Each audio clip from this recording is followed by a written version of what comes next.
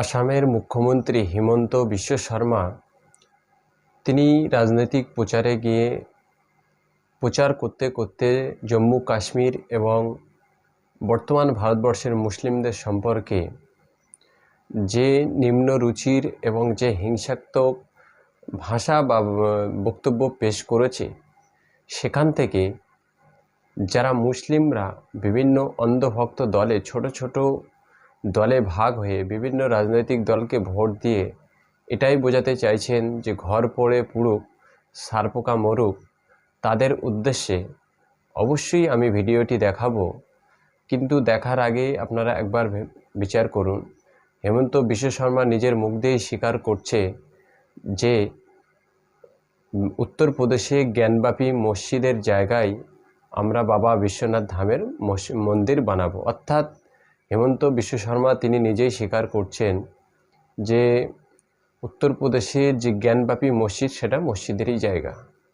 এখন সুপ্রিম কোর্টের প্রেসার দিয়ে রায় করা এই রায়কে আমরা মেনে নিতে পারি না। যদিও সুপ্রিম কোর্টের রায়কে আমরা মান্যতা দেই, মাথা পেতে মেনে নেই, কিন্তু মাথা পেতে মেনে নেওয়ার মানে এই নয় যে প্রেসার ক্রিয়েট করে কোনো রায়কে বের করে আনলেই সেই রায়কে আমাদের মাথা পেতে মেনে নিতে হবে।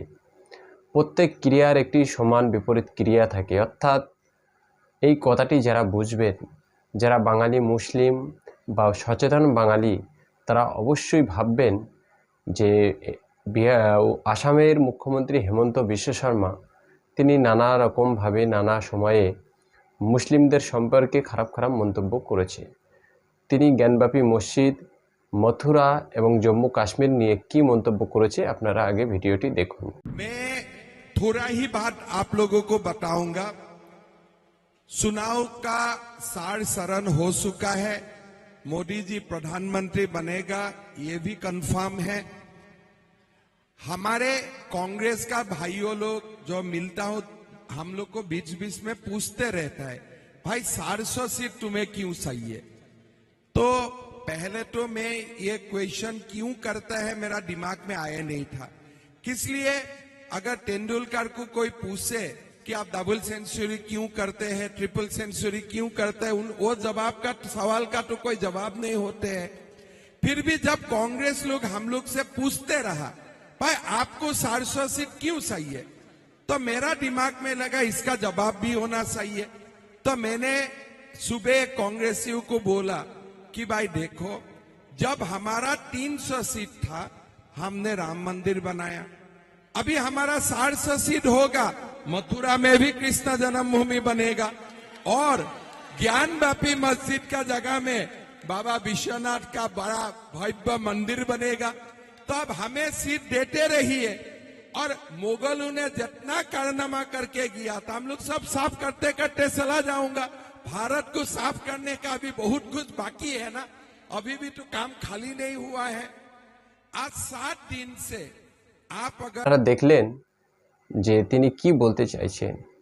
মুসলিমদের প্রতি বিজেপি এবং আরএসএস বা বিজেপি সমর্থক যে সমস্ত নেতা কর্মী ভক্তরা আছে, তাদের মনের মধ্যে মুসলিম বিদ্বেষী একটি চিন্তা ভাবনা এবং দেশে সাম্প্রদায়িক দাঙ্গা এবং অসহিষ্ণু পরিবেশ সৃষ্টি করার যে তাদের মনে একটি সুপ্ত ইচ্ছা আছে, সেটা বারবার তারা প্রমাণ করেছে বিভিন্ন বক্তব্য, বিভিন্ন দাঙ্গার মাধ্যমে। এখন এই বিষয়ে আমাদের আর কিছু বলার নেই। বিজেপি এবং আরএসএস যে মুসলিম বিদ্বেষী, মুসলিম বিরোধী হবে, সে বিষয়ে আমাদের আর কোনো বলার কিছু নেই। কিন্তু যে সমস্ত ভক্তরা ছোট ছোট দলকে বা কোনো একজন অন্ধ ভক্তের ভক্ত হতে গিয়ে সামগ্রিক সমাজকে খারাপ দিকে ঠেলে দিচ্ছেন, তাদের কাছে আমাদের একান্তই নিবেদন যে ভোট দেওয়ার আগে অবশ্যই ভেবে ভোট দেবেন। ভোট দেওয়ার পরে 1824 দিন, এক বছর, টোটাল 5 বছরে 1824 দিন ভাববেন না। একদিন ভোট দেওয়ার আগে 10 বার ভাবুন, ভোট দেওয়ার পরে একদিনও ভাবতে হবে না।